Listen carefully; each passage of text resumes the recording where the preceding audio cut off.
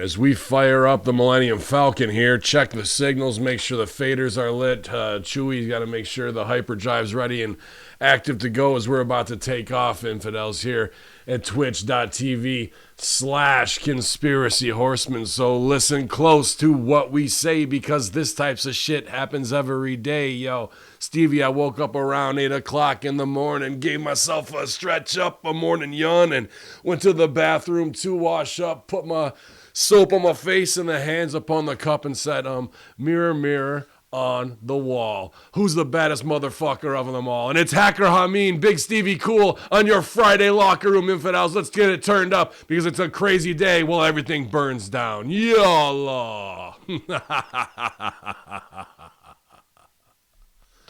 I like that morning voice laugh the best. Is it back to mirror mirror? Is it a reverse Mandela? That's what I was. Magic mirror again. I wasn't even thinking of that, because I was like, oh, what's a rap song about? I was gonna do Ice Cube. Woke up in the morning, I gotta thank Allah. I don't know, but the day seems kind of odd. But then I was like, what's another morning one? And Lottie Dottie came into my head, and then I was like, fuck, it says mirror, mirror on the wall in there, dude. It doesn't say magic mirror, so a double whammy right to get out of bed. Conspiracy, hip-hop, and wrestling all in one. Triple threat, I should say. Well, I'm going to hit people with more good news. Okay. The CDC released their official, not the official lie, but now the corrected numbers on the coronavirus, on COVID-19. Good. The way they can present it is they can present it as a scarier way, but anyway, this is great too, because these people make billions of dollars to come up with this great data. Now it is either 6 times to 24 times more cases in the United States.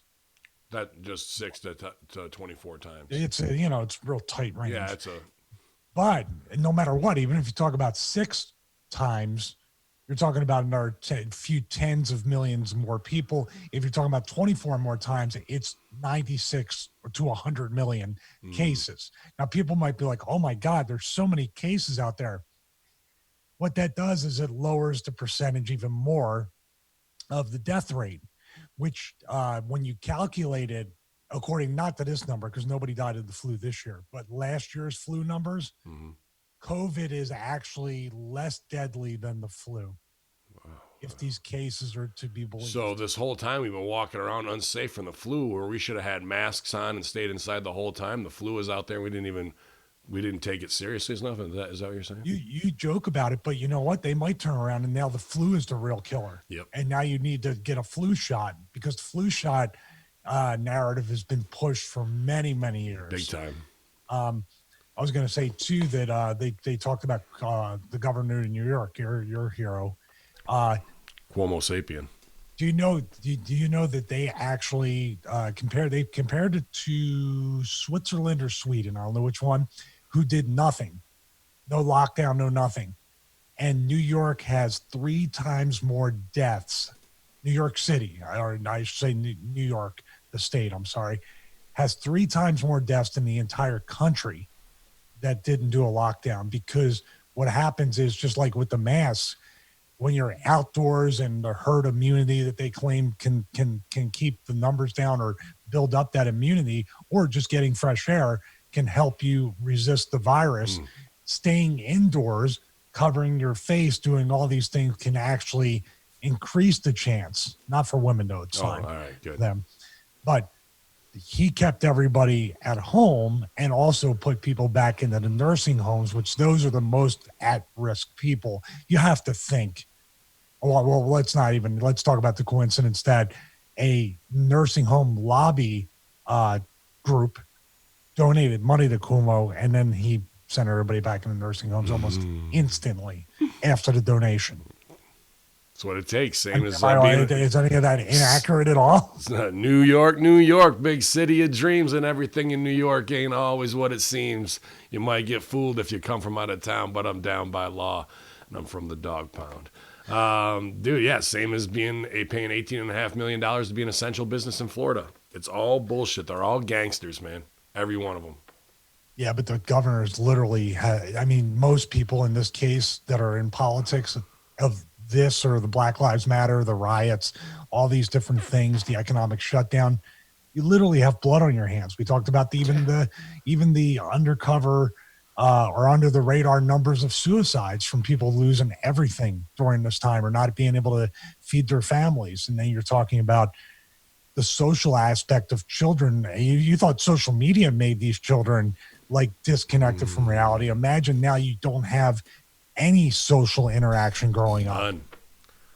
Now we're going back to some, well, but they didn't have internet for it, but some Little House on the Prairie disconnect shit where you only see people very randomly, you know what I mean, in face-to-face form. But we do have the digital, but it's that even separates us further. We make the most out of it. Sure. Most 99% of the people, it's no good for them. Mm-hmm. Definitely not good for them, as I see them break down every single day for no reason as something they can eliminate from their life. I see a lot of people here who's not eliminated from our life at twitch.tv/conspiracy horseman, J Hal, Rat Salad Review, Big Evil Pops, JVD, JB Railsford, Dirty Turnbuckle back in the house, Big Evil Pops too, Triple D in the house with 1,000 bits. Appreciate you over there dipping donuts this morning doing it. Dark Sidecaster as well, man. Everybody back after a good Horseman last night. We covered a lot. Fitzy T too, don't want to leave you out, buddy. You know, after our Horseman chat just blew up with tons and tons of you can't even keep up with it on every front, man, to be honest with you. And we want to get back to doing some classic shows, but the news comes in so fast of the battles we've been fighting for 3 years. As it all falls down, we have to cover it because it's that first domino goes slow. We're about a third of the way down the rail, and fucking speed is picking up at such a fast pace, man. Yeah, when are we going to get back to some of the more fun? We're begging for we're begging for like Richard Gage from 9/11 to brighten things up. Yeah, when can we get back to 9/11 truth, the fun stuff? Yeah, during the simpler times where there was just that one conspiracy. Jesus Christ. Dude, and it's going to be a tough day here at twitch.tv/conspiracy horseman. We're thinking about Big Ray. Glad he's recovering. Hopefully he's laid out all day on his little Oxycontin patches, and he quit smoking, so I'm real proud of him that way too. JB Railsford with the bits. Thanks, Briz. But last night got a late, and I don't want to stooge him off too hard, but Silvio, he's all right. He had to go to the ER, not feeling well, and sent me, he actually was watching Trailer Park Boys. I'm not sure if it was the high definition piss jug episode, but they came in and gave him a piss jug. So that was a fun little thing for him last night to be able to do that and troll me with that. But he will not be on the AEW Light the Fuse Dynamite review today, and neither will MSG. So Hacker Hamin will be rocking her solo. So we'll rip through that show. Hopefully noon, 1 o'clock, if I can get to it, because I still got to watch 2/3 of AEW because I was up editing The Horseman last night. So and maybe if I'm around, I'll do it with you. Well, I don't want to put you through that. I don't want to put you through that. It's okay. I mean, it's one-man shows. I know you can pull it off, but let me see if I can watch this. Okay. I appreciate that, man. As my tag partner humbles himself to put himself to the grind. The first two parts I watched so far open with Eddie Kingston versus Cody. So I'm just happy for Eddie. You know, I worked a lot of shows with him. He's really made his name with these, like, you know, very real and, you know, where wrestling probably should be type promos in NWA. That's really what earned him this shot, made him stand out this year. And he did well last night. I might have a little issue with some of the stuff in the match. Here's one thing, we'll talk about it on there. They put over, and this may be very true because I don't think he has a day job or outside thing, that because of COVID and whatever, that he had to sell his wrestling boots to pay his mortgage like last month or last week. And now they're doing this as a good brother favor, I'm sure, to give him a payday because he's got friends and family, and he can give you an awesome fucking segment too. But then he's wearing boots. And he's like, he just got those boots yesterday. And JR's like, he might have borrowed those boots, which is probably more of a stooge off. Just plain black boots as he's getting this opening shot versus Cody. But is that elite wrestling? Is that the elite look you want? You know, where we say we're the best, and now we're putting over Eddie, you know, for how well he did in NWA, but NWA, that to me says NWA's fucked and all over with. And this wrestlers are hurting for money, wicked bad. We're doing a favor. Here's the workaday guy who puts it over from being from the slums, eating 5-cent gums, not knowing where your next meal's coming from. And, he does a great job, but is that the look you want for your company when you say the words elite? And then they follow it up with a squash match with a kid that nobody's ever heard of. I'm like, is that elite? We'll see. I get what you're saying. And I mean, Eddie Kingston's a great worker, a great talker, right, and somebody that can definitely contribute to something that we say all elite wrestling should have more of. Good talkers, talking people into watching the show, maybe into the arenas when people are allowed back in. Vaccinations required. But we were looking at it, the identity crisis they've suffered since day one is starting to be affected with the ratings. Like, what are you? What am I expecting when I watch this? And I understand what they're saying. Now, I would have had him with vignettes telling that story. So now I'm emotionally invested in this guy because he's going through what probably 30, 40 million people are going through right now. And he's going to earn a shot. You want to talk about the ultimate babyface they could have built up, but they wasted it in a way with the open challenge thing, right? I would have done that for 3 or 4 weeks. I would have signed him per night. You know what I mean? Nothing long-term or anything like that. Most of the guys aren't under that anyway, but tell them we're going to shoot vignettes. We're going to pay you. And this is our plans for the next 6 months. And I was worried, Eddie's as good of a worker, so maybe he did. I don't know why you do this on the opener though. He did some spot and fucked his knee up. And it looked like a kneecap came up, that pain when it comes up and snaps down and you're wicked scared. And then they worked like he sold it for like a minute and a half, very real. I was like, fuck, did he just blow his knee on his fucking debut? And then Cody goes and works heat on it. And then I was like, oh, maybe Eddie's just fucking awesome and he's really working the injury so it looks legit as fuck for more empathy. But he was doing the badass shit. Then he goes back into the match and he's stumbling on it and checking it. So I'm like, all right, high-level worker shit. Gets the bag of tacks out. We'll cover all this. And then it goes hardcore. And then even Cody goes over, obviously. But at the end, Kingston, he's trying to leave. He's hobbling. He sits down on the top and is checking his knee again for the beauty shot. So I don't know. It was a very real sell to a phony wrestling match. So I don't know if he fucked his knee up for real or if he was just really that awesome and that was part of the story. Because once they started working heat on it, I was like, it's just a great sell and part of the match, Hey, I don't think they got max value out of a lot of things because when I hear the thing about the boots and I see that he's going to sell his knee or his knee is messed up, I would say those are not the boots he's used to and he had to borrow those boots. There you go. So this is a very real thing when you don't have the equipment you're used to. Yeah, man, it's a good segment for him, but and the truth of his stuff may be real, and I believe it because I don't think he has other income. And if you were just making it for the first time, he's an indie king in the Northeast. There's no doubt about it. But those promos that he cut on NWA got him booked everywhere for the spring, and then everything get wiped out. And if he's got no other income, dude, how much, you got squirreled away in the tree. How many nuts you got squirreled away to make it through winter? Can you go 3-4 months paying mortgage with nothing coming in when your main source is performance, dude, and every show is shut down? Like that was a very real story. So I liked it. Props him for getting the spot. But we'll break it down, or I'll break it down. Hopefully, you don't have to watch, maybe. But here I want to speak on this one more time because this is a recurring thing, and I know you're going to talk about probably Impact and the guys they have and other things. And I've had this talk with Swinger for probably since we've been friends, but really for the past 5 to 10 years, like since I've been struggling after being released from WWE in 2008 to find my spot. These guys and these girls, while you have somewhat of a name, you need to parlay that into another business, even if it's just a podcast, a t-shirt store, some online business that it's almost pandemic proof, recession proof, whatever it might be. And you might be looking at the numbers. You might say like I never looked at it that way because I had, like I said, I'm very open about the TNA years, 16,000 for the year, 12,000 the next year. As I got more over, I got cut in pay and got cut in bookings.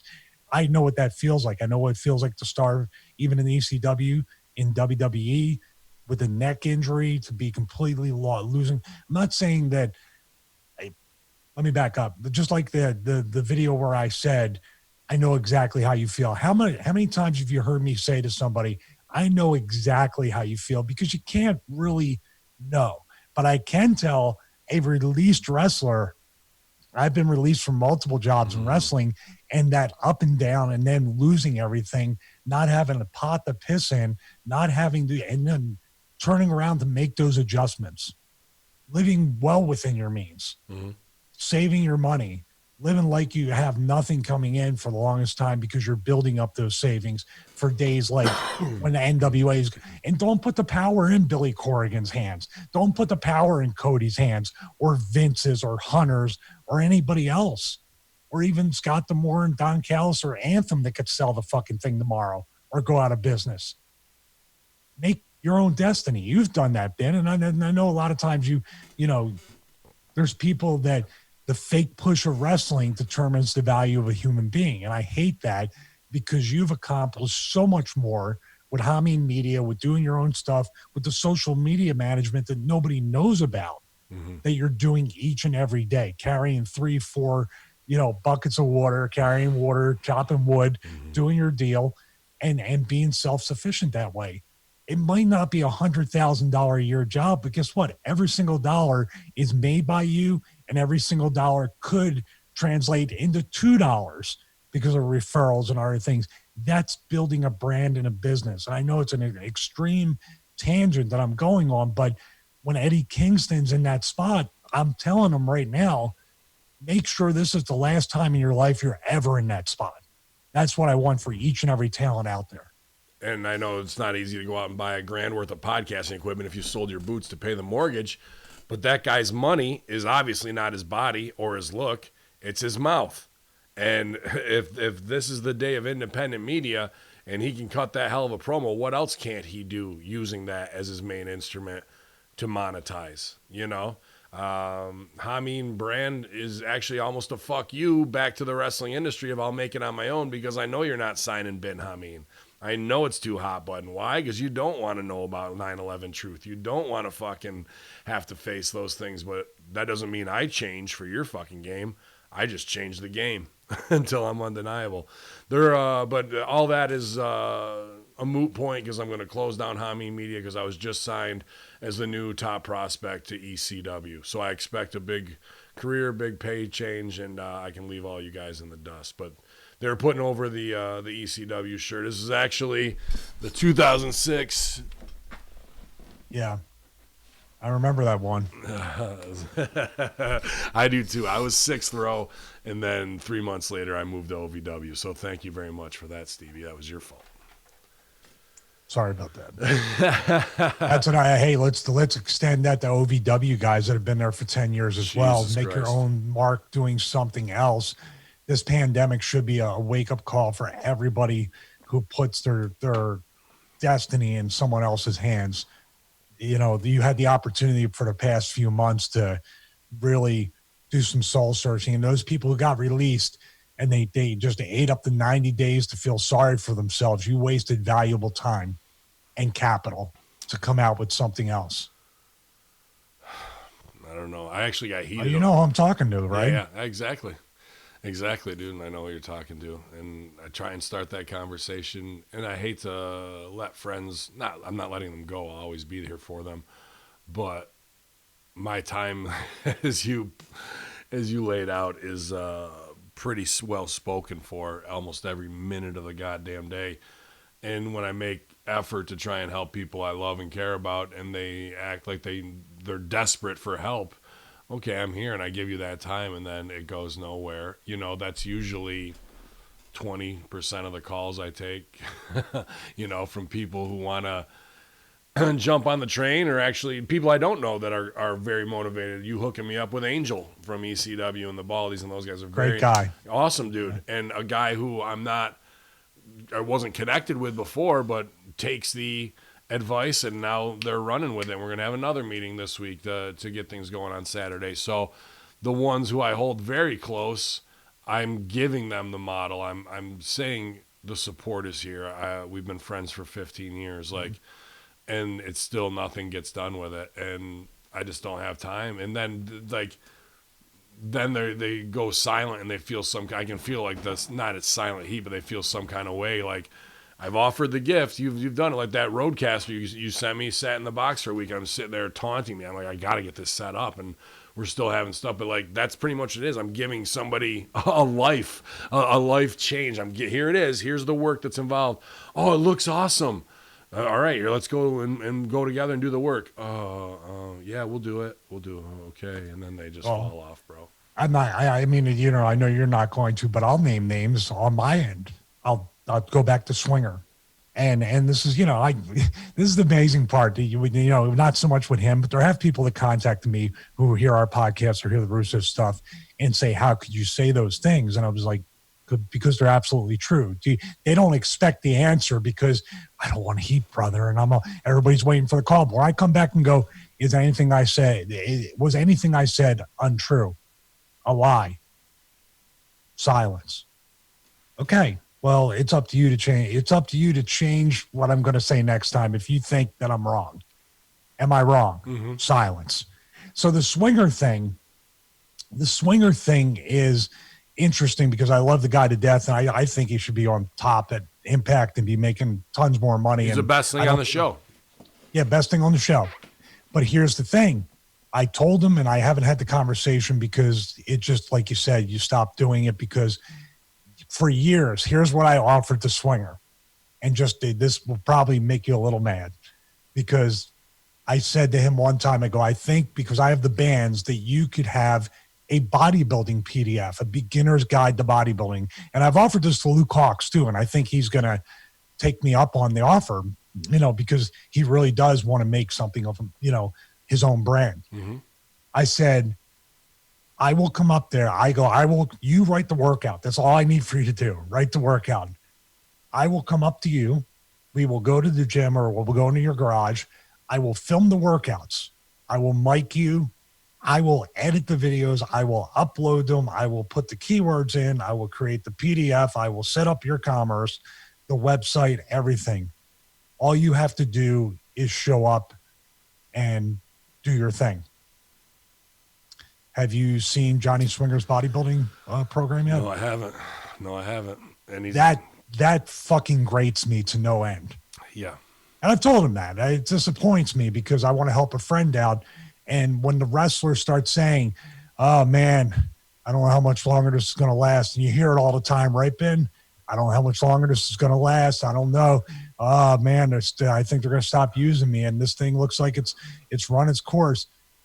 That's your fault because that guy's gimmick is so entertaining just to be in gimmick, to lift weights and show how to do it is a gimmick in itself. Yeah. And he's not even looking at he's looking at Impact as the highest level. He should be looking at that as the highest level, and Impact is nothing more than, well, not nothing more, but a place for him to be known and get that over where he can go up to Willie Mack. Hey, Brizzother, you got to try my new workout program. Go to Swinger Fitness, buddy. And it might seem like half a rib on camera until people do it, and then it catches fire. Like, they don't even see the Trojan horse that they have for the exposure, because if he does get clipped, God forbid, for some stupid reason, more budgetary at this point. Then what? Then what? Like, now he's got to start from the ground floor without being able to have Impact behind it to use that as a commercial for where he wants to go. As you could do funny Jack LaLanne bits and all that kind of shit, man. But like, they just cannot see the forest through the trees, bro. They can't. And I say his name only because I see the opportunity. He can make more money than I do. There's five others. Fitness. There's five others I could name right now that are top name people. And it's because we care about them, and yes. That's because we want to see them do well. And that's the thing that like I went back and talked about on an interview recently about when I was 262. Like I said on the Russo thing, which you guys laughed about because you weigh 261. But but someone came up to me and said, "My God, you're getting fat." There's this thing in wrestling where it's like, man, that person, I'm watching that person go down the wrong road, or I'm watching that person not maximize, or I'm watching that person gain weight. And you have a choice where you can give them the honest truth, and maybe that day they'll hate you for it. But a week from now, they'll be like, wow, shit. It'll just hit them and change their life forever, like that person did to me with one sentence, walking by, like a drive-by, not coming up and looking me down and doing the wrestling thing, just like, man, you're starting to get fat. And that was it. I got to do Changed that me with forever. some of my fam, not myself as well, but my family members. I mean, you've talked to my cousin Jeff, who was a D1 linebacker, and his brother Greg. Dude, they're like, I wouldn't doubt they're pushing 350. Their stomachs just look pregnant and painful, and I worry about those dudes there. You know, obviously not worried about stooging them off. Stooge off the chat room at twitch.tv/conspiracy horseman. They're asking for the Culture Vulture shirt. they love that fucking troll guy. And they also want a promo challenge to see who can outdo the Culture Vulture guy. So if you want to send me voice clips where I guess you hate me and you insult me at Hacker Hamin, the DMs are open. That might be part of the Patreon thing. That could be it. Dark Side Caster, I don't want to smash on you because you're a very loyalist here, but if I was given the opportunity to do podcasting / streaming instead of doing what I'm doing to make a good living for my family and myself, I'd take it and run with it. There's only one way to do it, brother, and that's take it and run with it. You got to start. You're part of the Hamin media community. There's already 2,000 or 3,000 people that you can be in touch with. What are you a professional on? What are you a nerd about? What is your passion? How can you tap into those niche demographics? Then you got to get off your ass and create content every fucking day. And then you build an audience. The audience is already here. How are you going to monetize that? Get over on that? And then become an industry name in whatever you're a pro in. I don't care if it's sprinkler systems for the lawn. Like, if you fucking know everything about there is to know about that, then that's what you should be cutting promos on and reaching those people. And then you get booked for whatever, type of content that you can consult on and make your money. But there is no, that's the whole point. There is no, I wish there was a way. There is a way. It's 16 hours a day, 7 days a week, non-fucking stop grind. And then after about 10,000 hours, somebody notices you and you're a fucking star out of nowhere. But you got to have sharp swords in whatever the fuck you're doing to do it. But the world meets no one halfway over the top, right? You got to turn the fucking trucker head around and go for it yourself from the first step. There is no being your own boss, and being the master of your own universe means you are cutting out everyone else's approval of, here, let me give you a check for this. You have to go earn and scratch every fucking dime and show and prove your worth. I don't want to be like, Russo's at 700 and it's because of Master Shoot. But we had a fucking something like gold there. When we started on Patreon, it was 225 loyalist subscribers. We just passed 700, not just because of Stevie and I, because of the other shows that are on there, the Bro Show, and I guess we don't put Disco over as he didn't in his tweet, and everybody got hot about it. But Goldie to Stevie Ray to everybody, man, and now we're at that point, and that in a year and a half time is 200% growth from loyalists every single month, and we're so happy and blown away and humbled to have that. But now you see that's just scratching the surface. Wait till we get to 4 digits. What if we can get Patreon to 5 digits? Now what are you talking about income wise, instead of $50 for doing Master Shoot or whatever, which I'm more than thankful for, because I did improv for 7 years where I paid to play, and I did OVW where I paid to be on TV and train, and now a $50 indie payday for getting to improvise for 20 minutes with 2 brilliant minds that I looked up to for fucking 20, 30 years. Can you put a price on that? No, but $50 fills the gas tank for the fucking week too. And that doesn't go by me. The fact that I can do, hey pal, yeah, and then pull up to the fucking pump and not go, oh shit, I wonder if I'm going to be able to afford this. That gas that you put in your car or you put in your veins, depending on who you are, never felt so good. It's not on somebody else's dime where the FICA's coming out and the fucking this and the that for them. It's on you. Sure, it sucks during tax time when you got to do your own books and get kicked in the nuts, but you fucking own it. You have ownership. It is you. It's the embodiment of what you are capable of doing in this universe. 2 points on that. The first one is, look at the tax thing a little positively, because if you're getting taxed, it means you're making money. So that's one way of looking at it. And here's a saying that I say to my wife every single day, because she doubts herself as well, even though I believe she has a great niche for a podcast. Yeah. With career. That's exactly what people are looking for right now. New careers, new ways of doing things. Career Junkie on Spotify. You can look it up. I just did the episode 9. Plenty of great ones on there. Russo. And, it answers that question. What do you want to be when you grow up? Well, here's a bunch of people from different careers, and you can hear and be inspired by. So Christy Manis, Career Junkie. You look it up, you guys. Here's the thing I want everybody, if you take nothing else away, because we give them a lot of information, a lot of different situations, I say to my wife almost each and every day, and I say it to myself. I think I've said it to you too, Ben, whenever you're down. Somebody has to do it. Why not you? Yeah. You see the opportunity. And we'll talk about this on our Patreon. SWOT analysis is huge in my life as a marketer. And if you don't know what it is, you can look it up. But SWOT, SWOT, strengths, weakness, opportunities, and threats. I look at everything in my life marketing that way. And a quick lesson. So if you break it down, like draw a cross or whatever, SWOT, S, strengths. What are our strengths? What am I a pro at? Do I have a community behind me? Yes. Do I know a lot about improv, comedy, hip hop, acting, and wrestling? Yes. Do I know a lot about computer and design and marketing? Yes. Those are my strengths. And what else do I have? My strength is my work ethic, my ability to produce to an international audience. All strengths. What is my weakness? Running. I suck at running.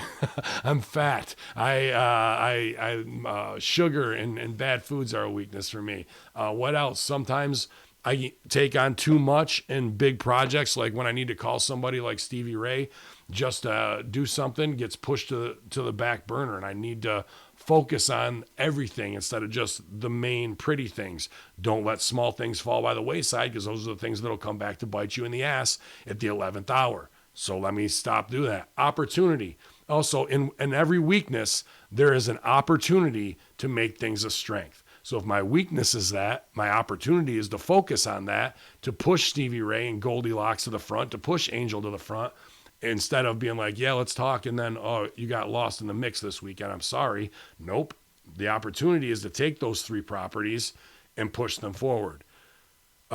Opportunity in the market, where can we expand to? How do we go from 2 million to 5 million? Javid hit me up yesterday with Cage Theory. Sports Skeeta is interested in possibly partnering with Hamin Media. Originally on Cage Theory, but where else could that go? That's 1 million fucking people. If we can convert 1% of 1 million, that's another 1,000 or 10,000 motherfuckers who are coming to Hamin Media, which will triple our number. Like, these are the opportunities, the threats. Who else is out there? People who want to tear us down when they see you looking good. People who want to sign me away from my focus of what's going on. Me, am I a threat to my own self with running my big fucking mouth, saying something where somebody wants to flip a lawsuit once they see you shining? There's a lot of fucking things. I approach my entire life in marketing as SWOT analysis, and we'll do all this on our Patreon for you guys so you can break it down and apply it to your life, along with improv, yes, and lifestyle, active listening. I'm a different animal, you know what I mean? And all of you are out there too. You just got to know how to craft it, and then you can be off to the races to make your life worth living. I see Big Evil Pops in there, was it? Or no, somebody said they wish they hadn't waited till 50 years old to take their physical fitness and health seriously and get into it, right? Doesn't matter. You take the first step and you do it. It doesn't matter if you don't got to be fucking Arnold Schwarzenegger or Mr. Olympia level. The fact that you might shake 20 pounds between now and December is inspirational, not just to yourself, but somebody else around you says, wow, at 50 years old, he got off his fucking ass and did something, even if it's losing weight, and I'm just fucking sitting over here cunting off about CNN. Meanwhile, you're empowering and saying, shit, I might only have 25, 30 years left on this motherfucker. What am I going to do with it? Maybe I look back with regret for the first 50 on something. Let nothing stand in your way today.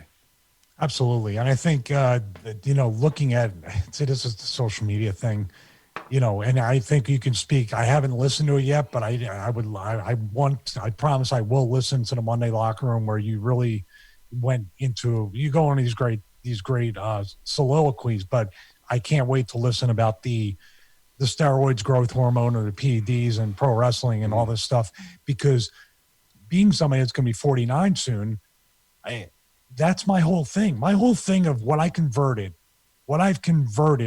as a wrestler when I was wrestling the indies up until the pandemic, and now even the fitness brand over the past 4 or 5 years, is the fact that my age and injuries and the way I looked or currently look are what make my programs marketable. It's because, oh my God, well, he's not obviously on a ton of steroids or growth or anything like that. He's older. He's almost 50. He's had way more injuries than anybody I know. Once again, I thought that it was a curse being like basically the most injury-prone wrestler pretty much in history, even though most of it was from Heidenreich and other people. But doing that turned out to be a marketing plan, turned out to be a strength, what I thought was a weakness. Like you said, that was the opportunity of turning that, and also getting out of my own way, because I want to be the expert. I want to be as good as these top bodybuilders, because I know how to lift and I know how to do what they do. I just don't have the tools or the gear, and that's an official term right there, gear, to get me to look like that, which is really, honestly, it's not that it's unattainable. It's just that this is my body. It's always been my body. I can configure the body composition to look even better. I can do whatever I can do, and people see it as realistic results, which it is. So going to the person who's almost 50, Lisa Torch is 61 and has a complete demographic with tons of disposable income, women over 40, even though people under 40, follow her, and she has a new cookbook coming out as recording right now. It's out right now when you're listening to this on Friday.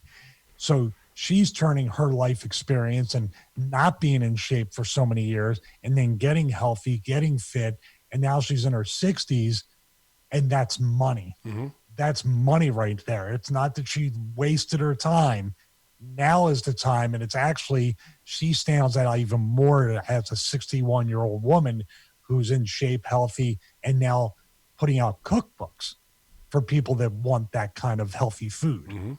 And a specialty Southern vegan. What was it? Nash vegan. So like Nashville vegan. cooking and vegan. Yeah. So it's pretty, it's $5, dude. I encourage everybody please to go out, and you can pre-order it as we're streaming right now, and tomorrow it's going to go live. So awesome. Buy it. And Rat Salad Reviews here in the chat as well said it started in 2018. It's not much. They got almost 400 subscribers. That is much, man. They said never expected 10, and seeing those subs go up, it is motivating. Absolutely. And he posted in there, but you can go to youtube.com/Rat Salad Review, a supporter of us early on, and finding your tribe in that community to lift everybody up. That's another part of it. We'll get to all that on Patreon and charge you a premium price for it.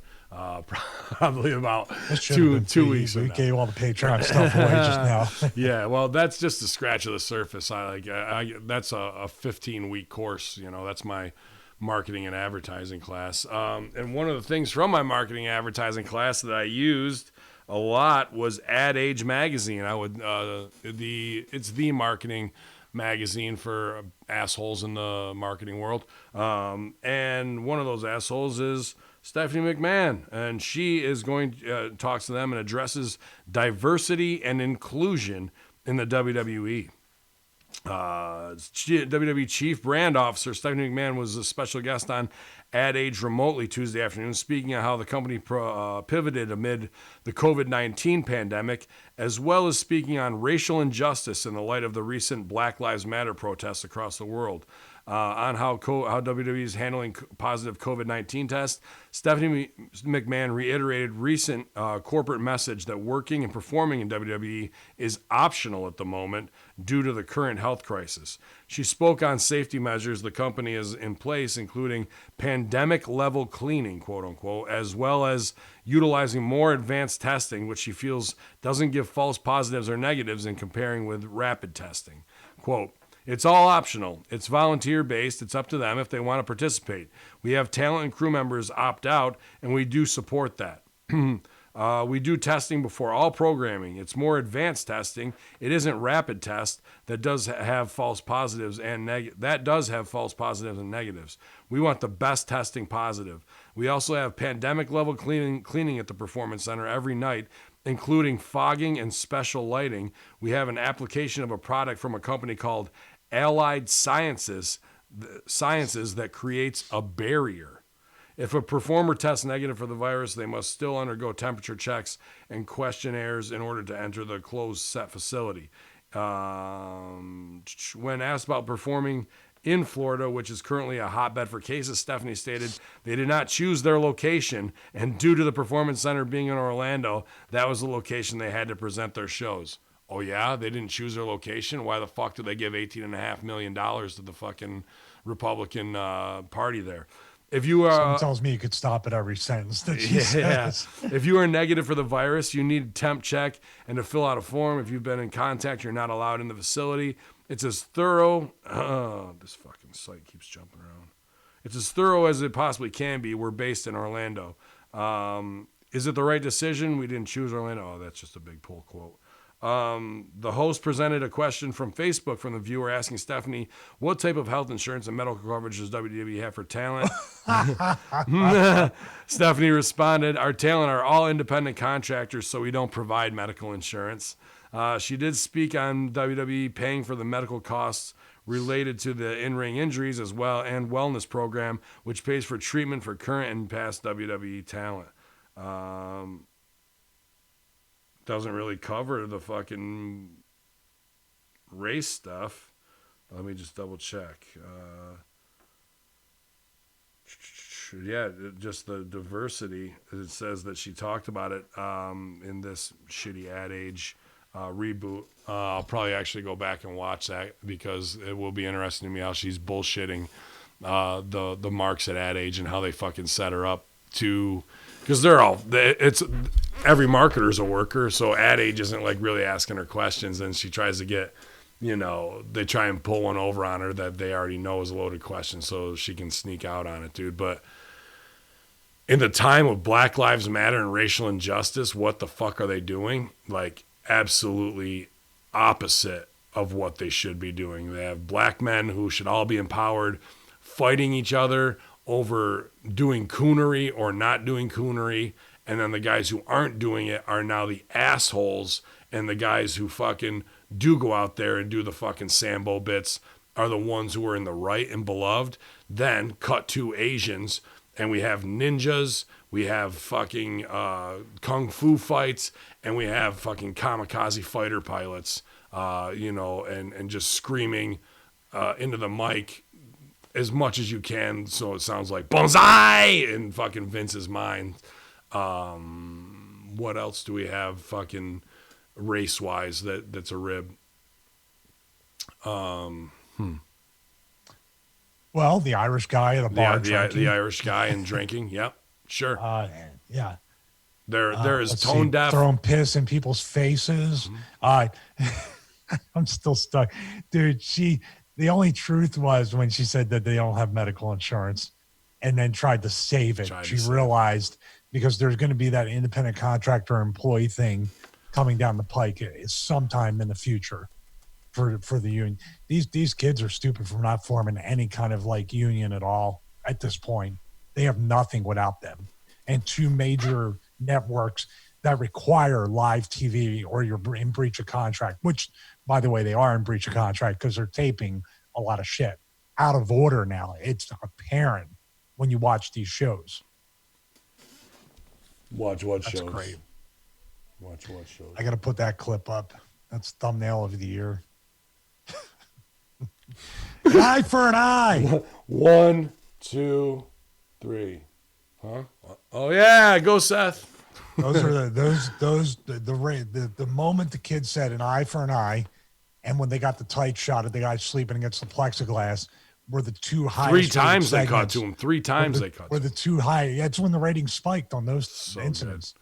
Spiked to that big 1.6 this week, Monday Night Raw, I believe. I didn't see the Raw rating up there. If somebody's got the hourly breakdown that they can put. It didn't go lower, that's for sure, which they're going to say, see, we didn't lose anybody. We got somebody back. Yeah, they came back.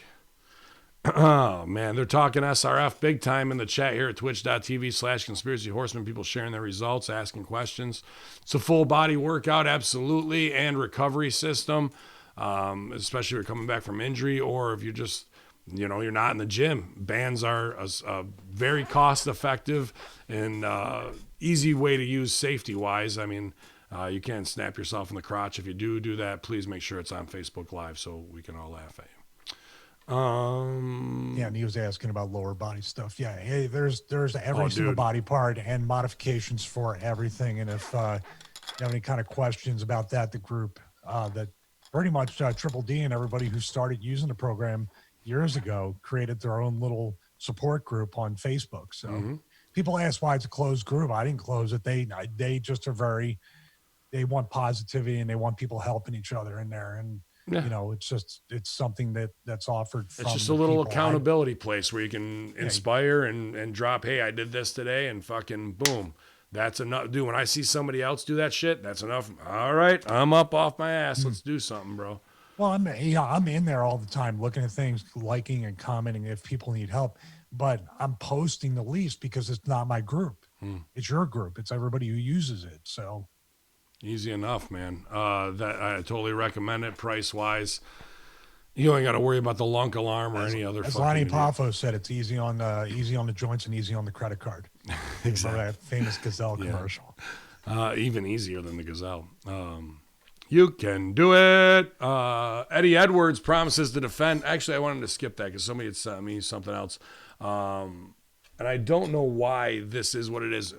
I guess the Good Brothers cut a promo, or they're doing something August 1st, but they gave some interview.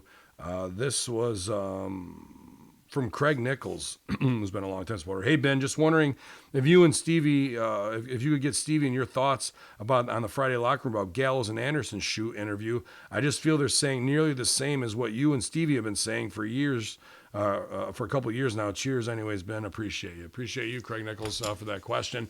I haven't listened to the shoot, but I mean, what do you think they're saying? Or if somebody has stooge off what they are saying. And why don't you believe Stevie and I? Okay, you might not believe me because I haven't been in the E or whatever. Stevie's worked for every major company.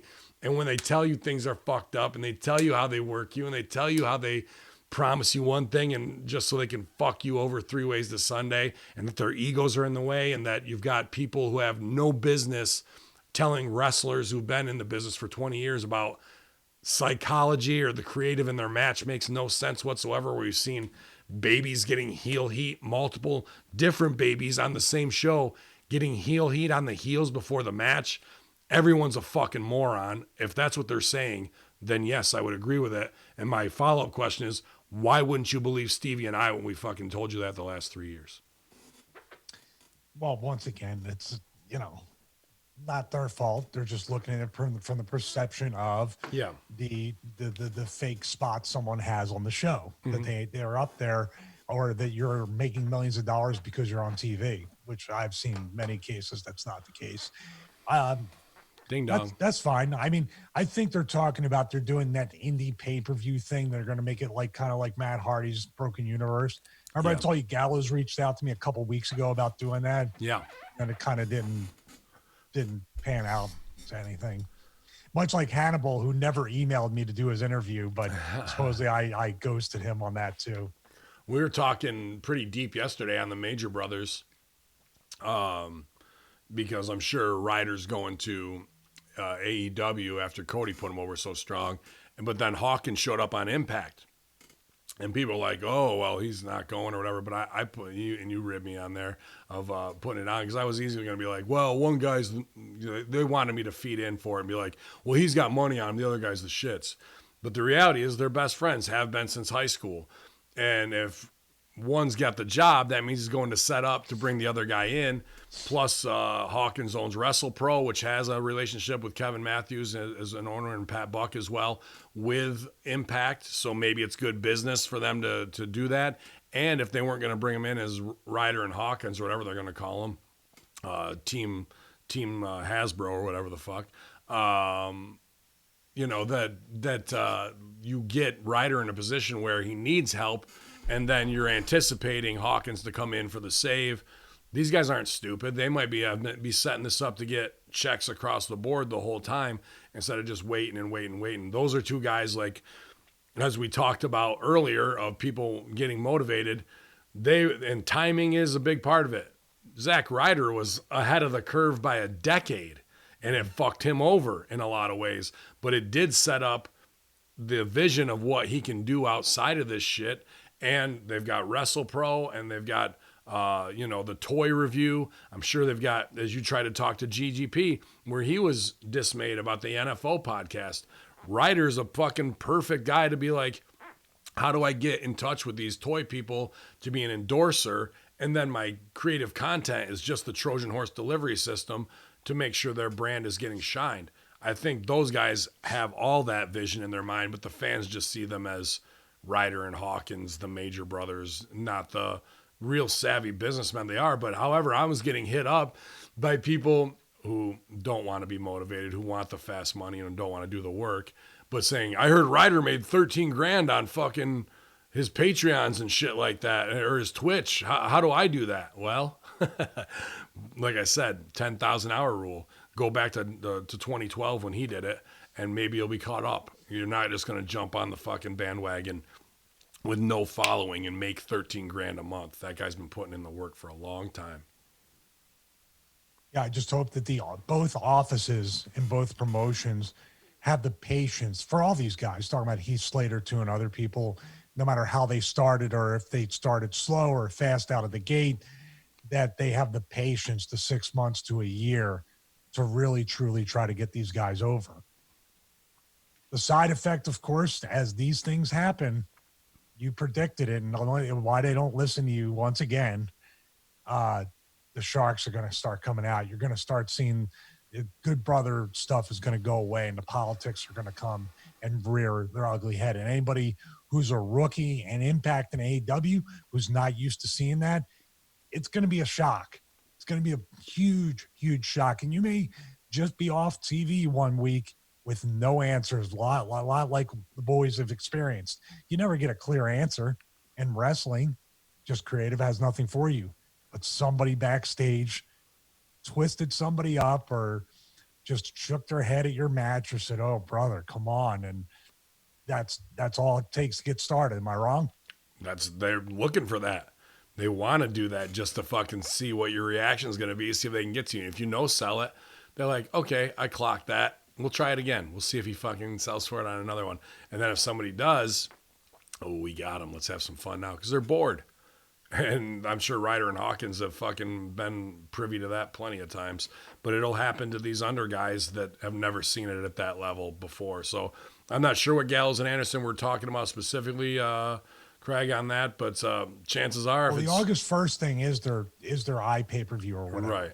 But maybe they were on somebody else's show talking shit. I don't know if anybody can clarify that for us. They have a thing called Talking Shop. I think it's their podcast. I think they were on the Elite thing on YouTube too. I'm just looking at different things that were out there. In other good brother news, and obviously this might affect my new contract if I say this, AJ Styles admits that he left Raw due to Paul Heyman. He says, I couldn't stand looking at him. During his latest Twitch stream, AJ Styles gave his incredibly honest thoughts on Gallows and Anderson being released and how Paul Heyman lied to them. The phenomenal one isn't known for holding back his feelings, and during the latest stream, AJ Styles certainly didn't hold back in giving his thoughts on the situation. AJ started off discussing the release on how Paul Heyman and how he previously had told him he had nothing to do with the situation. Quote, he said, it was said that I was so angry that Gallows and Anderson were released, so angry that I was like, I don't want to be on Raw anymore. That's not the way it went down. Not at all. It was the person who was in charge of Raw who had lied to me to my face. Just the most believable lie I'd ever seen, directly to my face. I'm talking about Paul Heyman, because he said to me, here's the kicker. There were times when we were putting other guys over. Gallows and Anderson are getting beat by one guy, and we're like, what the heck? He's like, you got to trust me. We got to get this guy over. And of course, that's what you do. You help get guys over. But also, you can't just bury us completely. I don't mind losing as long as there's a good story behind it. He would be like, listen, trust me, you guys. Trust me.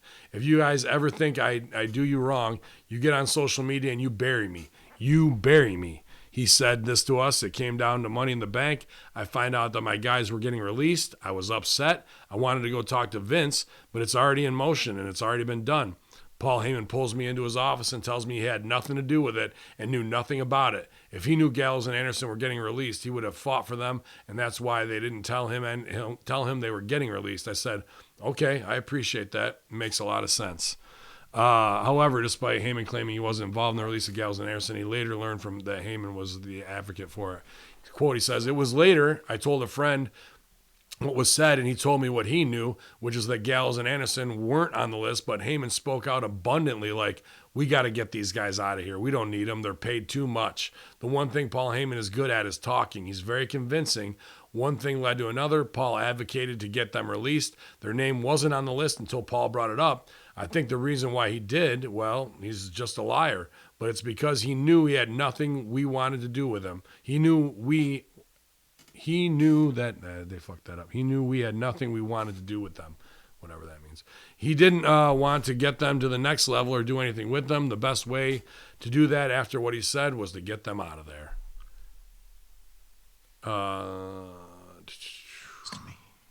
Yeah. You trust me? Don't you trust me? Are you calling me a liar? Go on social media and bury me. Hey, AJ's saying what everybody, lots of guys and girls are so afraid to say about Paul for years and years and years because they get caught up. He's very charismatic. This is the dance. Remember that speech? Yeah. You run through a fucking brick wall. I was one of those guys, but I also knew he was a liar. You just have to temper it. But this is one of the things I like about the direction of the business. At least guys might be putting their business out there a little bit too much here and there. But this is the necessary thing that has to happen once in a while, where these true carnies and these liars need to be called out. And I have no doubt who's next in line, who's running both shows. People are going to start, uprisings of that too. And Vince loves it. Vince loves it because this is the puppeteer with the drama. This is how Vince will entertain himself. And I have no doubt it's not all Paul. Vince didn't want to do anything with him. Paul just smartened Vince up to how much these guys were making at a time where Vince wanted to cut, and that puts Paul in a better light with Vince and buys him a little bit more time. It's just, this is the way it happens. So his money doesn't get cut. He's looking for other monies to get cut, right? He looks like as a matter of fact, he might have got bonused. I love Bill Watts. If you cut these contracts down to these, we will bonus you. That's the way corporate America works, right? Yeah, 110%, unfortunately. And that's how I got iced out at the racetrack, too.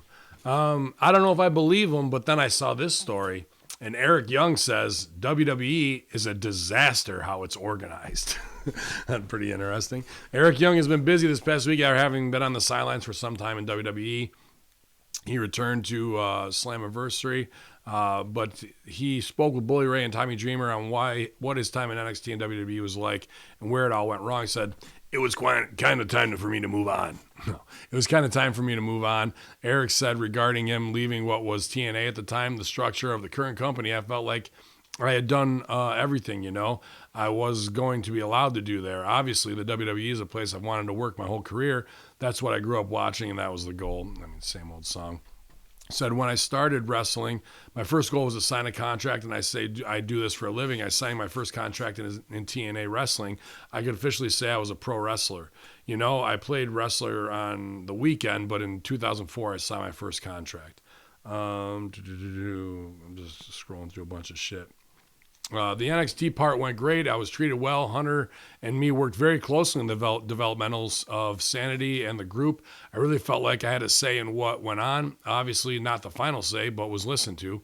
At the time, Sanity was one of the top acts in the whole company. I could be put, well, maybe in NXT, not the whole company. I could be put anywhere on the card and be utilized in a good way. Things would quickly change with his time on the main roster. Young clearly got more frustrated after the move and is happy for his days spent there being behind him. He said, then we transitioned to the main roster, and I mean, you and everybody knows how that went. It did not go well. Sometimes you fall out of favor, and it's nothing you did or didn't do. I never changed who I was. I'm not going to do that. That's not who I am. I'm not a political person. I never have been. The truth is a bunch of guys that have left there have talked about this, and we don't need to go on and on about it, but the system's broken. It's hard to get a word in. Even when you're doing nothing, it feels like you're fixing people's mistakes all day. There was no creativity. They wanted everyone to do the same thing, be the same, bump the same, sell the same, and there's a million rules. Those change daily. It really is hard to understand what's going on and why it's going on. The system is flawed, and I would say to anyone there, I would say that to Vince McMahon himself. Eric explained that he wasn't willing to wait hours to speak to Vince, noting that he was a 40-year-old man and not waiting for another adult's attention for a few minutes, and not a child waiting for an adult's attention for a few minutes. He said that he didn't take it personally, and he admitted that Vince was always respectful with him when they spoke. Eric noted they had 2 long conversations, but ultimately he almost fell out of his love with wrestling due to his time on the main roster. Wrestling's my first love. There's a point in my life where nothing mattered except for pro wrestling. I lived it, slept it, breathed it, bled, tears. All of it was about wrestling. So yeah, I mean, I loved it. And I can say, like, I didn't watch any wrestling when I was on the main roster. I would work on Raw and not even watch the show. That's interesting. I'll put a pin in that. It's hard when something like that is crushed. It's a place that everything amazing should be happening every second of the day, and it's not. It's a disaster in how it's organized. It's hard to love wrestling in that kind of environment. Eric said that all the flaws are created by one person. However, that's not going to change. However, he said he is going back to loving wrestling again, and he also added on a similarly positive note that his soul hasn't felt this good in a long time. And it seems to be excited for what's in store for him at Impact Wrestling. It's pretty, like, he's saying Vince's name the whole time, but he wouldn't say when he said there's only one person to blame for the whole thing. Do you think it's not Vince? Is it Carano or Bruce? I'm not sure. Because he said Vince's name the whole time. Yeah.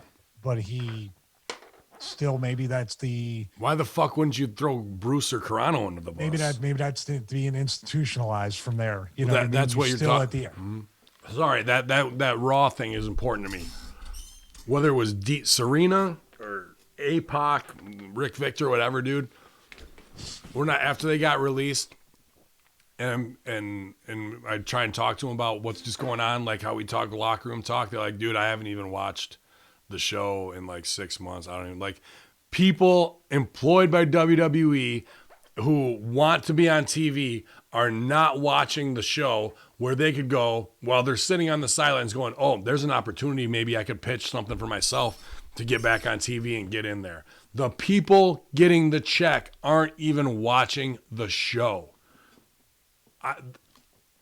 While we sit here for reviewing it, for Russo brand members and them, like, how out of touch are you and like, is it bastardized, is it, man? Like, I don't understand how they can MK Ultra the wrestling out of them to that degree where now they think they're over and they're just not watching TV.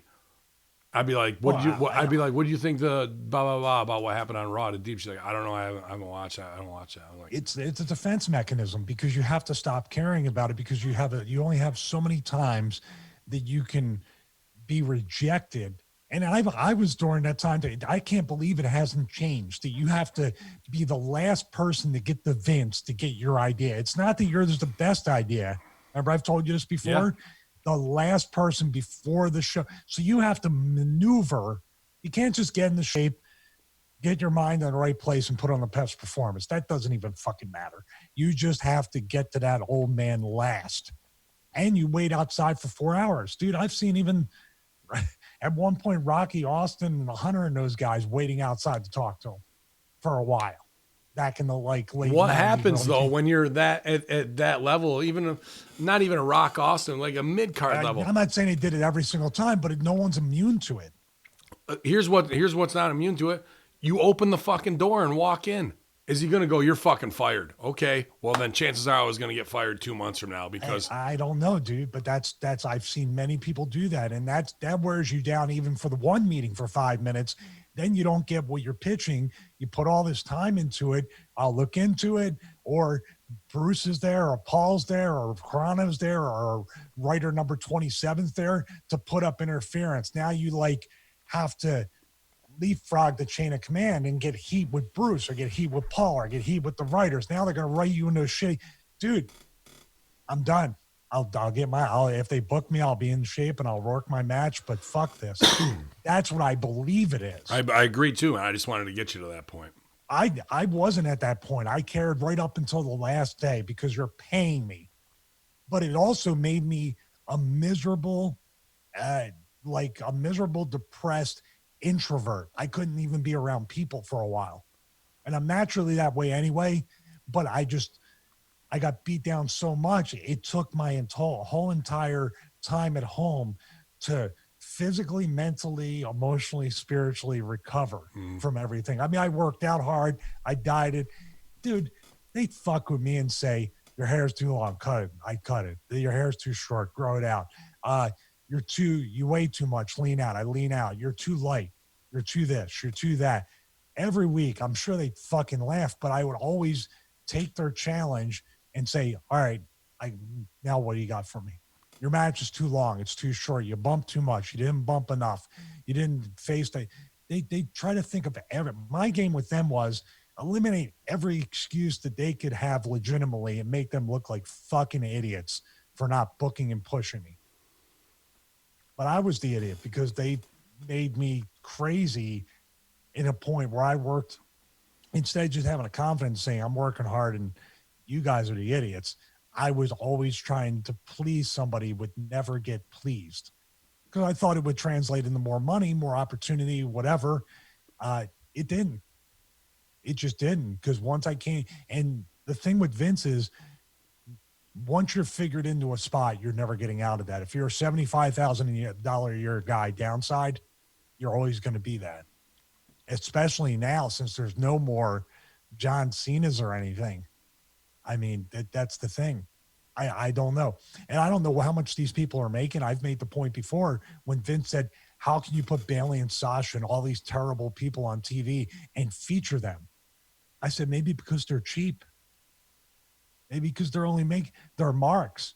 Yeah, pay us 52 or 100 a year or whatever, and we'll work 30-minute matches every week. And he's like, less people to pay and less money to pay those people. But quality of show and everything else going down at the cost of it. But what did Vince make after he cut the people? 150 million? 160 something, yep. Okay, so you've been more profitable than ever. Your product's worse than ever. So who's the idiot? Vince McMahon, Triple H, and WWE executives sell company stock, Stevie. Wait a minute, didn't they just do that 2 months ago? WWE is scheduled to report their second quarter 2020 next Thursday, July 30th, and several WWE executives has sold company stock.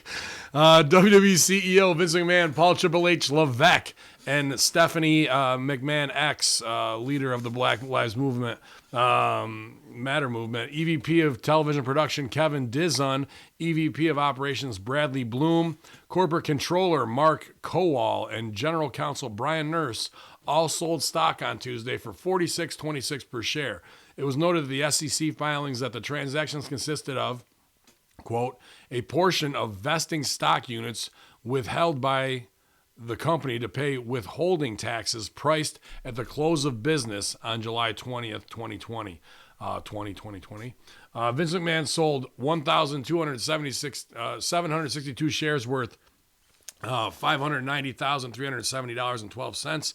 McMahon owns 69,421 of the company's Class A stock, common stock, following the transaction.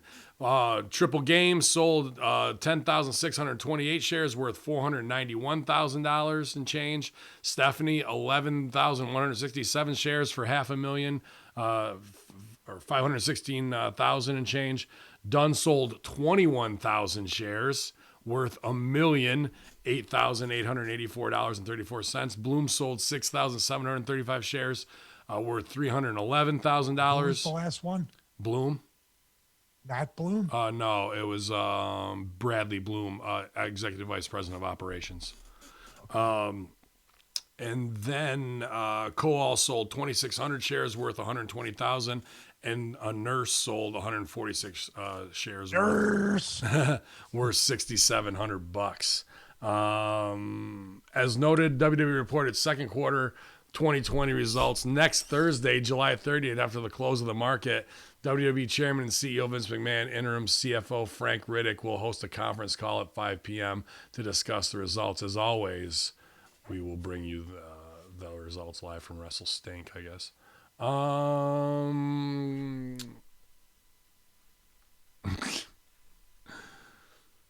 8 days before a fucking conference call, and you're selling $500,000 off, while stock prices while ratings plummet, while your future endeavored talent's talking tons of shit about you, about how terrible your fucking setup is and how everyone's a clueless fuck and it's the worst corporate structure of a corporation to get business done ever.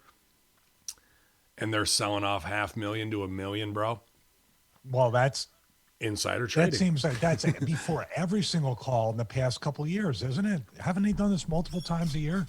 When things are going to drop, they know it, but not when they're fucking doing network announcements 2-3 years ago, but on the steady decline. So fucked. And Big Evil Pop says the rats are scrambling, and that's what it feels like. Titanic's sinking. They're fucking jumping off the ship, bro. And done with $1 million. I mean, that's pretty hardcore. But while everybody else is selling their boots to fucking pay their mortgage, these cocksuckers are cashing in on the big stock scam that they pulled on New York Stock Exchange, that they pulled on the SEC Commission, that they pulled on all the marks. And as you know, I'm sure the report is dog shit. Why would you sell off? If the report is gonna be great, you're not gonna fucking sell off before the stock drops 20%. I'm more interested to see when they buy it back. Yeah, absolutely. Have they bought it back like after the last drop? And I'm just going to tell our listeners, if you do even have that WWE stock, even in a small thing, do the same thing. Get the fuck rid of it and watch what happens and come back and buy again. Because this is completely illegal. I don't know how this is happening. The structure's set up illegally. I mean, it's just like you talk about Nancy Pelosi, Maxine Waters, Schumer, Biden, all these people that have had government jobs for multiple decades, but they're worth over $100 million or more. Yeah. They have multiple $10 million homes. How Biden owns the island next to Epstein, where they just put in a $500,000 set, like a satellite surveillance center. Where's this money coming from? It's coming from the fact of they have a senator here in Georgia that got clipped. I think she was the patsy because they were committing insider trading. And there's a law somewhere that's so vague that they can be privy to that information. So let's look at this too. I mean, we always bury the liberal side of it. Is Trump stooging shit off through Linda to Vince on this stock shit? Could be. Very well could be. I don't know. I think Linda's the Small Business Administration czar or whatever for the country, right? She still has that job. No, she stepped down. Campaign. She works for the campaign now. Yeah, she stepped down from the small business czar thing. But she's still in Trump's inner circle. Yes.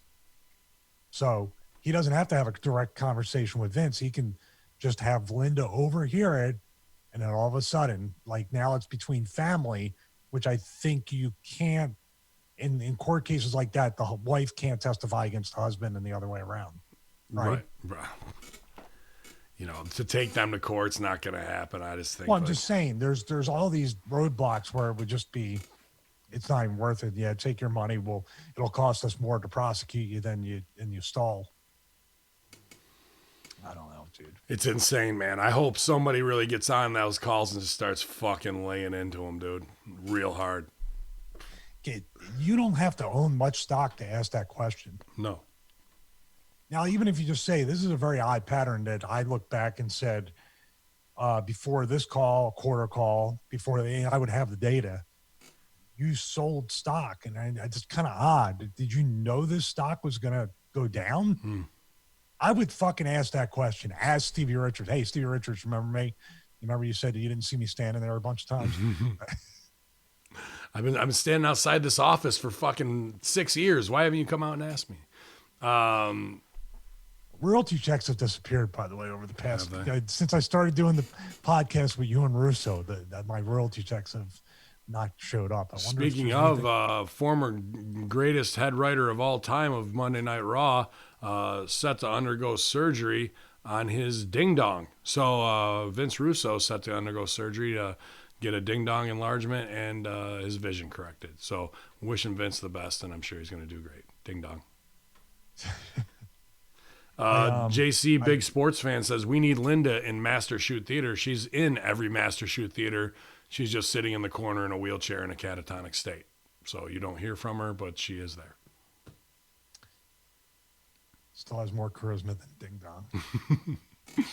Dong. Backstage news on original plans for Oho Por Oho Eye for an Eye match. Wild content WWE shot but never used. From Extreme Rules Horror Show. Yeah. Surely one man could not actually lose an eye as a result of a wrestling match. There were reports that WWE had used some kind of CGI element to get the job done.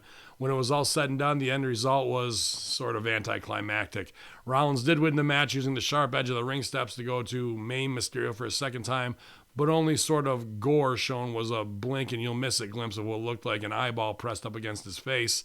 According to PW Insider, Vince McMahon did not like the CGI stuff that they made for it and hated the look of the effect, and the spot was edited out at the end of the match. Mysterio simply yelled, "It's out," and was helped to the back by officials and doctors. So the CGI that they probably spent X amount of hundreds of thousands on through Full Sail turned into a big pile of shit. Now, do you think it actually looked good, but Vince is such an awful judge of anything that he thinks it looks bad? And also, why would you even, like, I as a talent, I was scared that Vince would, now if it was Paul Heyman, he could probably talk them into losing an eye for the business. But with Vince, like, you can't trust the quality of what's going to, like, I wouldn't put any element of danger trust-wise into that company that I wouldn't get hurt. You know, so the CGI thing and all the art stuff, and then the lack of consistency, like the vomit shot was kept, even though they took out the, CGI eye popping out. Yeah. You know what I'm saying? So, and of course, I don't think they spent a ton of money. I think they did the dime store version of it where it looked like shit instead of bringing in somebody that could really make a prosthesis or make the eye look like was just the stipulation on its own is fucking dumb. And of course, in WWE, evil always wins because the super over sympathetic babyface Rey Mysterio just kept getting, I mean, he's just not good. He's not as good as the evil guy, right? Evil always wins. And what about his kid? What's his kid going to do to come? Why didn't he took his dad's eye out? You didn't come back to get heat on him right away the next night? Well, they learned his lesson. Don't fuck with Jesus.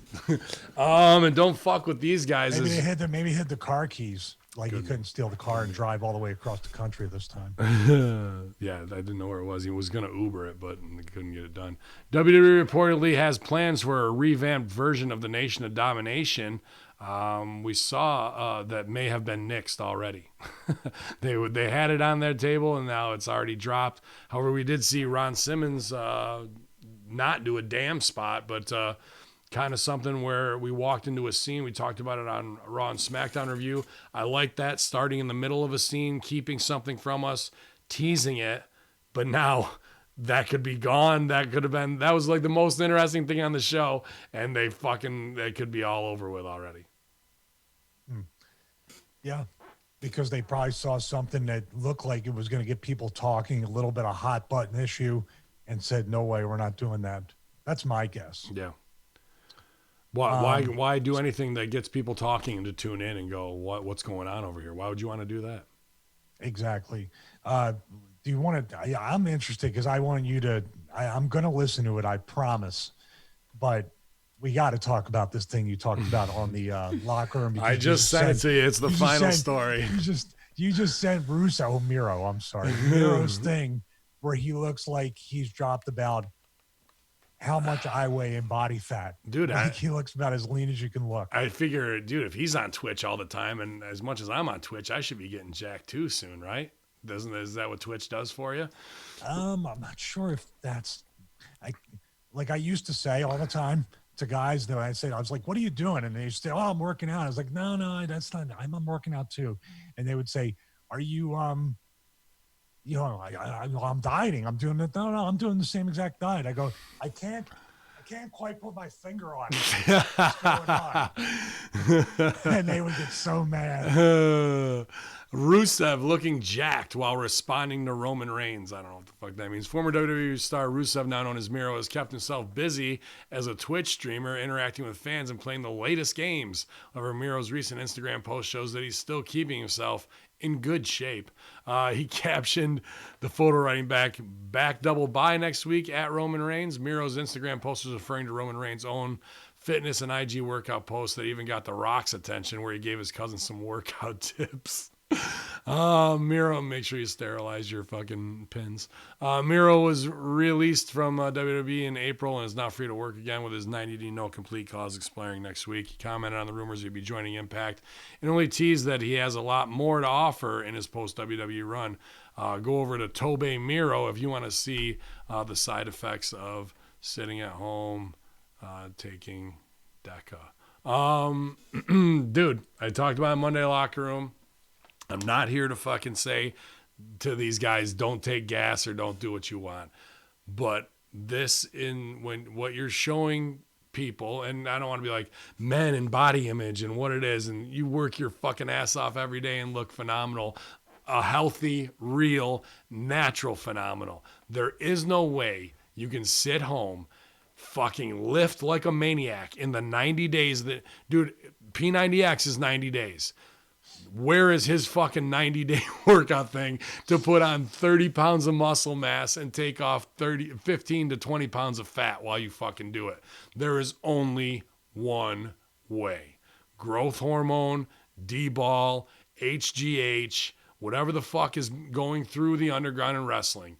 And I'm not here to dox and whatever. You guys do it for your fucking self. Al Snow, how old? Late 50s. Biggest he's ever fucking been. Lance Storm getting put over. This is what started it. Lance Storm goes, first time in 26 years I haven't had a job, while Jericho's like, WWE, pull your head out of your ass. And then I looked at Lance Storm's fucking timeline. Dude, traps that start at the bottom of his fucking ears and go out to these massive shoulders. Bigger than he's ever been. Billy Gunn, Gun Club, posting pictures yesterday of him with two other guys who looked like they're fucking carved out of a piece of fucking steroid and it was implanted into their chest. Now Miro right here. Roman Reigns, who was already in a steroid scandal a year and a half ago that got pushed under the fucking carpet, is posting selfies where he's just fucking ridiculous. And Miro supposedly had COVID, so that's maybe a side effect of COVID, is getting fucking super jacked as well. I don't know him, and I know he works his ass off, and I don't want to say what about him, but I see pictures of Luke Hawx, and I'm like, holy fuck, look at the size of that fucking guy, too. I know a friend of ours, and I'm not trying to say this, that, or the other. I've said it before, the side effects of steroids are wealth, popularity, and fame, and along with your liver. Heart disease, too. Yeah, but if you want to live to 76 or 74, you fucking choose. You know, like small trade-off for 30 years of fucking looking incredible and making money off of it. And that's the wrestling vanity business that we're in, to sell an illusion of what every fucking Jim Smith slob drinking Bud Light dude at home would love to look like for, you know, in his own mind's image. That's what we create as a fantasy. or what those guys do. But they're not in the ring. They're not working. They're not on TV doing stuff. These are guys in their 50s and 60s who are bigger and more shredded now than they've ever fucking been. And, dude, you could say it with Gallows and Anderson. You can see it with Heath Slater this week. His voice is 2 octaves lower.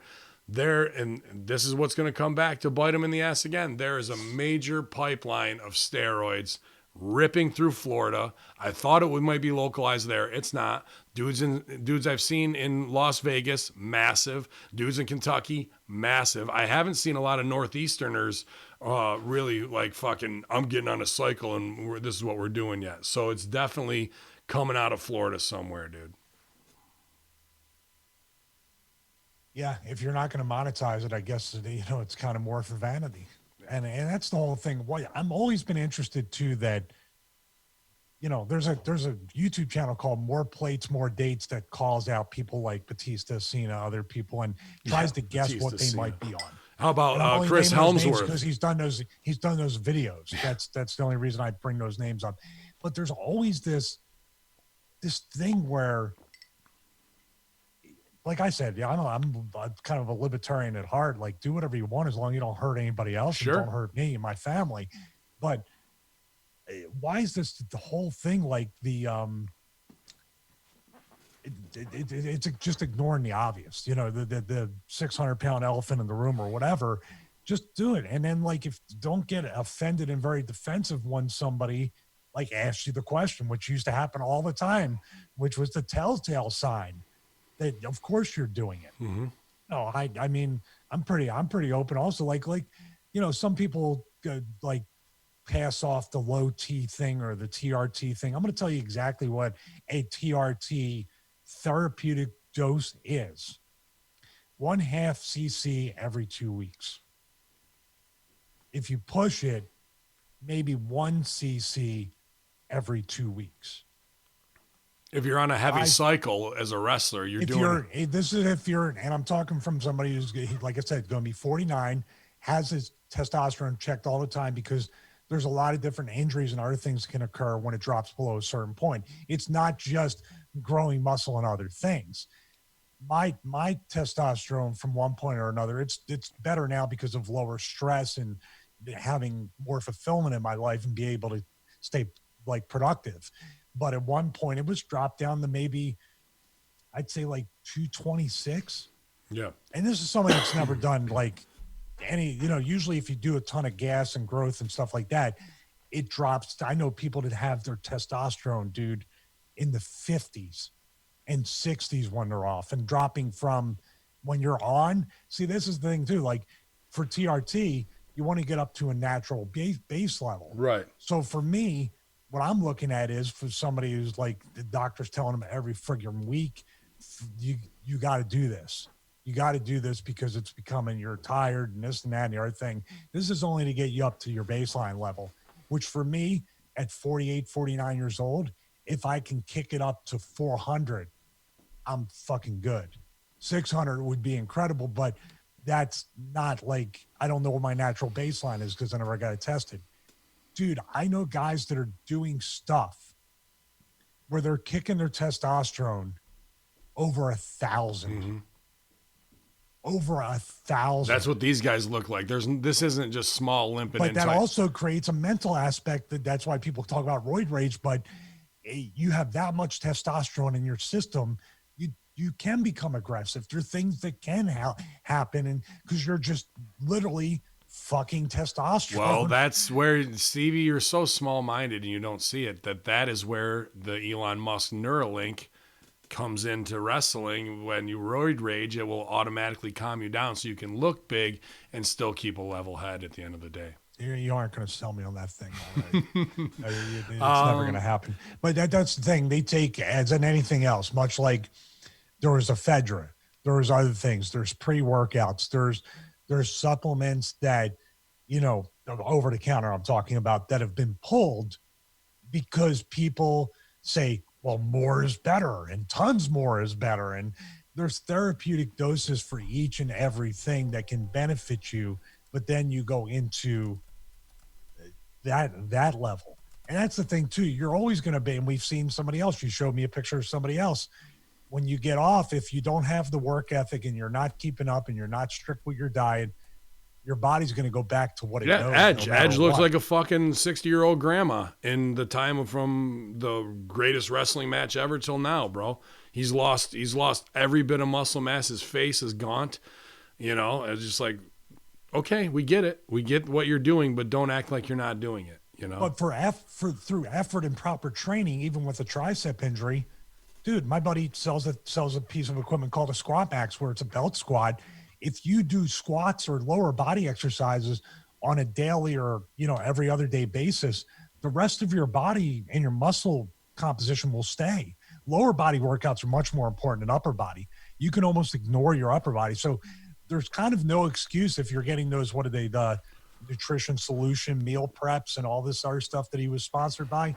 If you're getting that and you have a home gym, if you're able to train lower body, the rest of your body will follow. Sure, you'll probably have your right tricep will be fucked up, but everything else should stay pretty well what it is.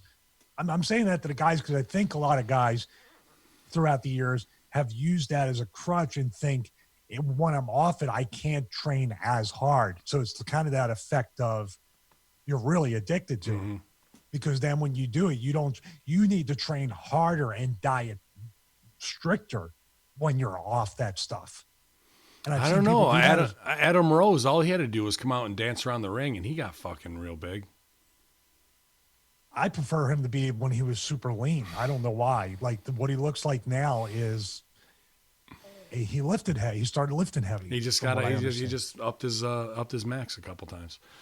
So don't buy into the bullshit. I mean, StevieRichardsFitness.com is going to get you there healthy and a non-vanity. I have to look like these guys. Look at them. You can't look like these guys unless you're fucking spending $2,000 to $3,000 a month on a heavy cycle where you're probably taking, I don't even know, 1,500 cc's a fucking month of that shit regularly just to maintain. What's your return on your investment, by the way? You just said about Rusev.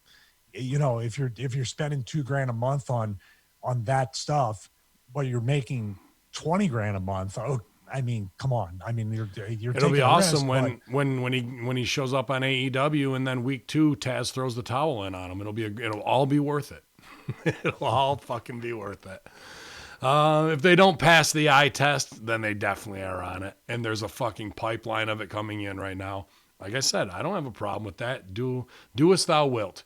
But when the karma comes back around and there's a big bust and whoever was the fucking dude who was pipelining everybody starts stooging and you're fucking now wrapped up in something you didn't think you were going to be, now muscles don't seem that fucking important, do they? When you got to pay, oh, I was making $20,000 on Twitch and only spending $2,000 to $3,000 on gas. This is fucking good setup. Fast forward 16 months from now. What do you mean my attorney fees are $200,000? And I might go to jail. Thanks for playing. Thank you for fucking playing. You look good, though. You'll be the sexiest motherfucker in the weight room in jail. It'll be great. Oh, shit. I'm not even going to do any other stories. That's plenty to give them today because I got to fucking go watch AEW and come back and light the fuse.